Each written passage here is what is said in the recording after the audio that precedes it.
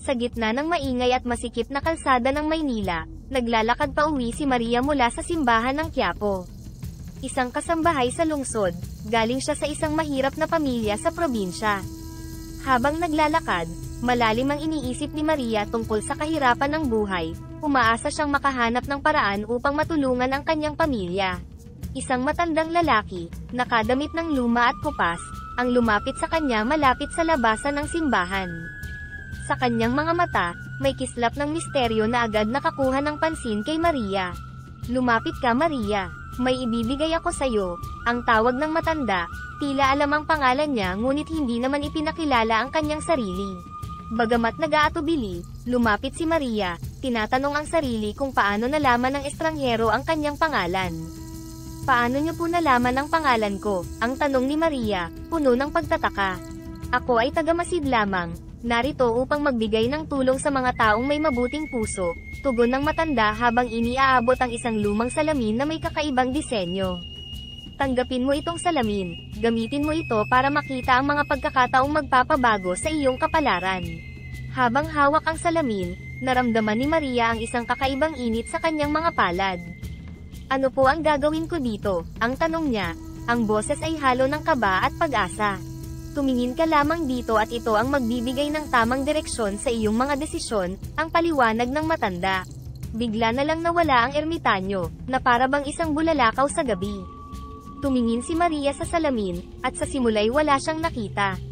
Ngunit nang muling tumingin, unti-unting lumitaw ang imahe ng kanilang sakahan na hitik sa tanim na kamote. "Kailangan kong subukan ito.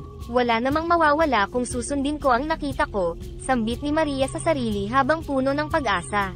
Kinabukasan, agad tumawag si Maria sa kanyang ama sa probinsya, buong puso niyang ibinahagi ang kanyang karanasan. "Itay, magtanim po tayo ng kamote. May nakita ako sa salamin na binigay ng isang ermitanyo sa akin, naniniwala ako na ito'y magdadala ng magandang kapalaran," sambit ni Maria sa telepono.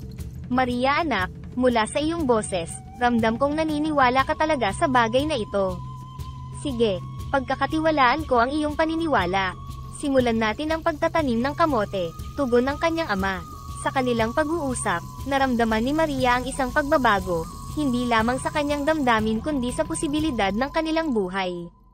Ang salamin ay hindi lamang isang piraso ng bagay kundi isang simbolo ng pag-asa at bagong simula para sa kanila.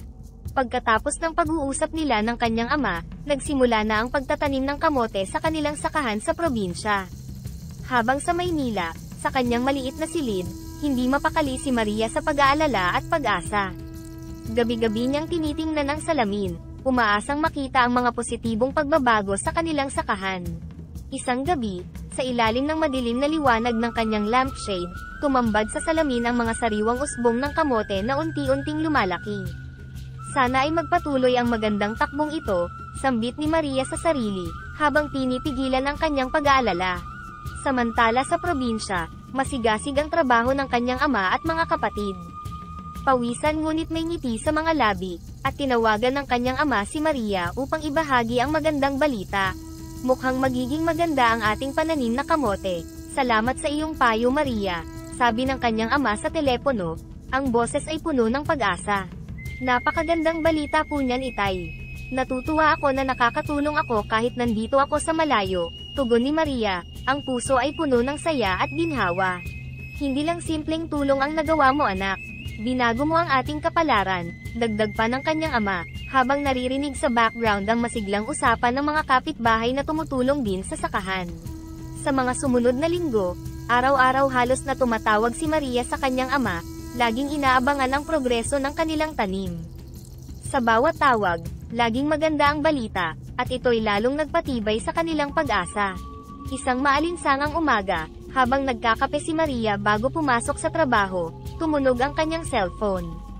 Ang kanyang ama ang nasa linya, at sa kanyang boses ay bakas ang kakaibang saya. "Maria, ayon sa ating mga kapitbahay, mataas ang presyo ng kamote sa merkado ngayon. Mukhang tama ang panahon ng ating pagtatanim," sambit ng kanyang ama. Ang excitement ay hindi maitago. Napuno ng tuwa si Maria. "Salamat po, itay. Magandang balita iyan. Sana ay patuloy ang magandang paglaki ng ating pananim," tugon niya. Ang boses ay puno ng pasasalamat. Oo anak, sana naman ay ito na ang simula ng ating pag-ahon. Salamat sa iyo at sa iyong salamin, dagdag pa ng kanyang ama. Sa pagtatapos ng kanilang usapan, napuno ng pasasalamat at pag-asa ang puso ni Maria. Tila ba nagkaroon ng bagong liwanag ang kanyang buhay.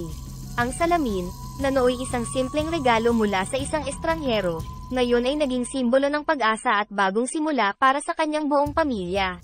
Sa pagdating ng panahon ng pag-aani, ang sakahan ng pamilya ni Maria ay umapaw sa mga kamoteng may kalidad na higit pa sa kanilang inaasahan. Ang bunga ng kanilang pagsisikap ay hindi lamang nakapagbigay ng sapat na kita kundi lumampas pa sa mga inaasahan nila. Ang presyo ng kamote sa merkado ay mataas, at ang kanilang ani ay tinangkilik ng marami dahil sa taglay nitong tamis at laki. Isang umaga, habang si Maria ay naghahanda para sa kanyang trabaho bilang kasambahay sa Maynila, tumunog ang kanyang cellphone. Ang kanyang ama ang nasa linya, ang boses ay puno ng saya at pagmamalaki. Maria anak, hindi mo aakalain kung gaano karami ang ating kinita sa unang ani pa lamang ng kamote. Sobrang laki, sapat na upang hindi ka na magpatuloy sa pagiging kasambahay dyan sa Maynila, masayang ibinalita ng kanyang ama. Talaga po itay, napakasayang balita niyan. Ibig sabihin, pwede na akong umuwi at tutulungan ko na lang kayo dyan sa atin, tugon ni Maria. Ang puso ay puno ng kasiyahan at pananabik. Oo anak, ito na ang panahon para bumalik ka at magtulungan tayong palaguin pa ang ating sakahan. Marami pang oportunidad dito na maaari nating pagsamantalahan. Oras na para umuwi ka Maria, sabi ng kanyang ama, ang tono ay nag-aanyaya at mapanghikayat. Nang marinig ni Maria ang mga salitang iyon, pakiramdam niya ay parang nabunutan siya ng tinik sa dibdib. Matagal na niyang hinahangad na makabalik sa kanyang pamilya at makatulong ng higit pa sa pagpapadala ng pera. Ang tawag na iyon ay nagbigay sa kanya ng kalayaang matagal na niyang inaasam. Maghahanda na ako itay. Bibilisan ko ang pag-aayos ng aking mga gamit dito at magpapaalam na ako sa aking mga amo, sambit ni Maria. Ang isipan ay abala na sa mga bagay na kailangan niyang ihanda para sa kanyang pag-uwi. Mag-ingat ka sa iyong pag-uwi anak. Sabik na kaming lahat dito na makasama ka muli. Marami tayong pag-uusapan at mga plano para sa hinaharap, tugon ng kanyang ama. Halos maramdaman ni Maria ang ngiti sa kabilang linya. Sa mga sumunod na araw, inayos ni Maria ang kanyang mga gamit at nagpaalam sa kanyang mga amo na tinanggap naman nila ng may pangunawa. Bagamat nalungkot sila sa kanyang pag-alis, naiintindihan nila ang pangangailangan niyang umuwi para tulungan ang kanyang pamilya. Nang dumating ang araw ng kanyang pag-alis, puno ng emosyon si Maria. Habang papalayo ang Maynila sa kanyang paningin, hindi lamang isang kabanata ang kanyang isinasara kundi isang yugto ng kanyang buhay na puno ng pagsubok at pagsisikap.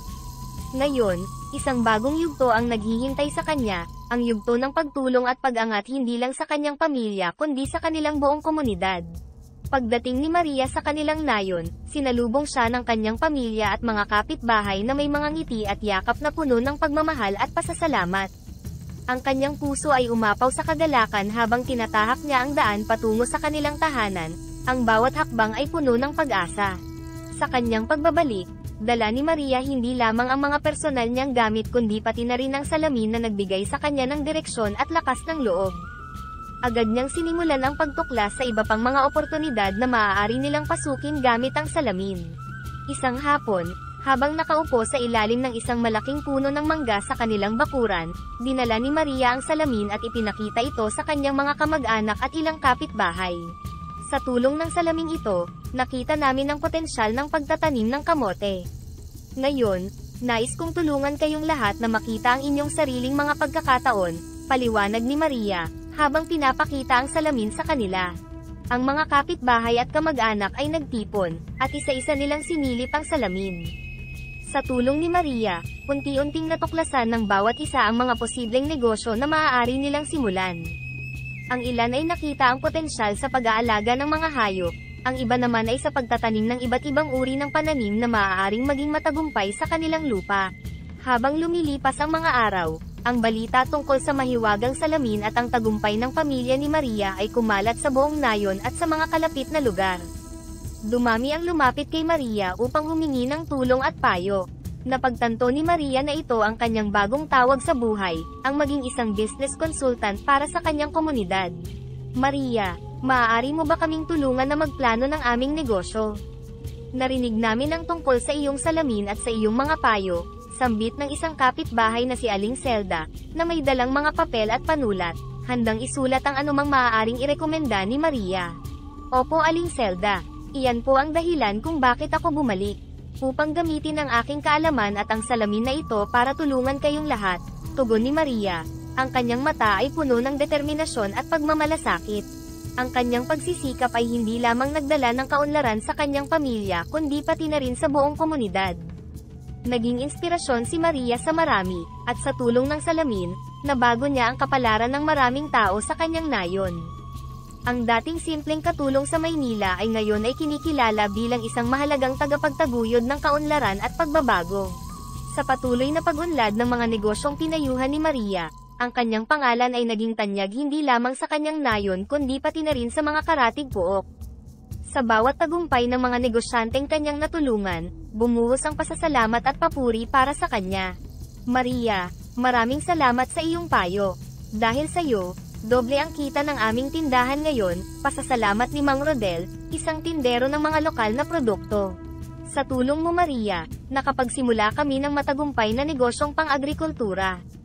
Hindi sana ito mangyayari kung wala ang iyong salamin at gabay, dagdag pa ni Aling Lara, na ngayon ay mayroon ng maunlad na taniman ng mga gulay. Ngunit sa kabila ng kanilang tagumpay, hindi lahat ay masaya sa mga pagbabagong ito. May ilang tao na naiinggit at hindi matanggap ang biglang pag-angat ni Maria at ng kanyang mga pinayuhan. Isang gabi, nagtangkang pumasok ang mga magnanakaw sa kanilang bahay upang nakawin ang mahiwagang salamin. Sa kabutihang palad, si Maria ay laging alerto at handa. Nang gabing iyon, habang hawak ang salamin, nakita niya sa refleksyon nito ang anino ng mga taong palihim na lumalapit sa kanilang bahay. Agad niyang sinabihan ang kanyang pamilya at ilang kapitbahay na malapit sa kanila. Nagtipon-tipon sila at sabay-sabay na binantayan ang kanilang tahanan. Sa tulong ng ilaw at ingay mula sa kanilang mga kapitbahay, natakot ang mga magnanakaw at tumakas nang walang nakuhang anuman. Hindi ko hahayaang masira ang ating pinaghirapan, mariing sabi ni Maria habang mahigpit na hawak ang salamin. Ang kanyang mukha ay puno ng determinasyon at tapang. Sa sumunod na mga araw, lalo pang pinaigting ni Maria at ng kanyang komunidad ang seguridad sa kanilang lugar. Ang insidenteng ito ay nagpatibay pa lalo sa diwa ng pagkakaisa sa kanilang komunidad. Ipinakita rin nito ang kahalagahan ng pagiging handa at mapagmatsyag sa anumang posibleng panganib.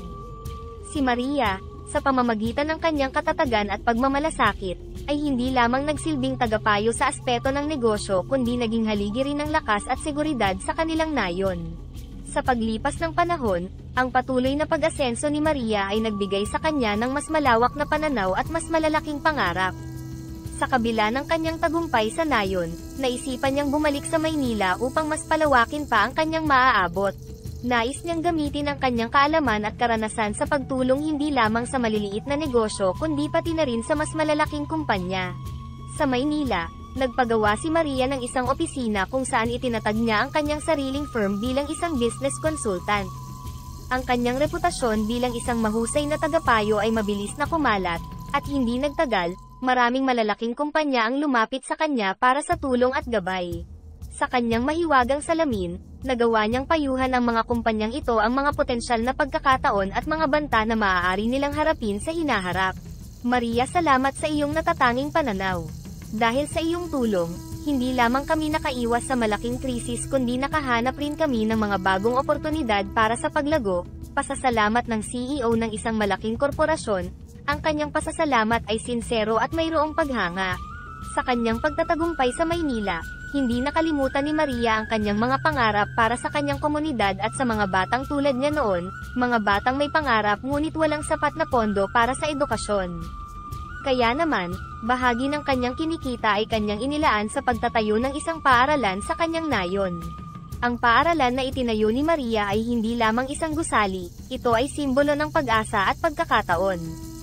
Ang paaralan ay nag-aalok ng libreng edukasyon, lalo na sa mga kurso na may kinalaman sa negosyo, agrikultura, at teknolohiya, mga larangang may malaking potensyal sa kanilang lugar. Sa paaralang ito, nais kong bigyan ng pagkakataon ang bawat batang mangarap at makamit ang mga pangarap na iyon, sabi ni Maria sa kanyang talumpati sa pagbubukas ng paaralan. Ang kanyang mga mata ay kumikislap sa pag-asa at determinasyon. Sa kanyang pagbabalik at pagtatag ng paaralan, si Maria ay naging huwaran ng kabutihan at pagbabago sa kanyang nayon. Ang kanyang kwento ay nagsilbing inspirasyon sa marami, na ang tagumpay ay hindi nasusukat sa kung gaano kalaki ang iyong nakamit para sa iyong sarili, kundi sa kung gaano kalaki ang iyong naibahagi para sa kapakanan ng iba. Sa pagtatapos ng kanyang araw, habang pinagmamasdan ang paglubog ng araw mula sa bintana ng kanyang opisina sa Maynila, puno ng kasiyahan ang puso ni Maria.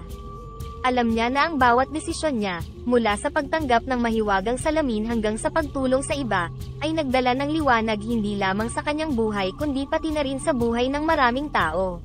Ang salamin na minsang simbolo ng pag-asa para sa isang simpleng kasambahay ay naging instrumento ng pagbabago para sa marami.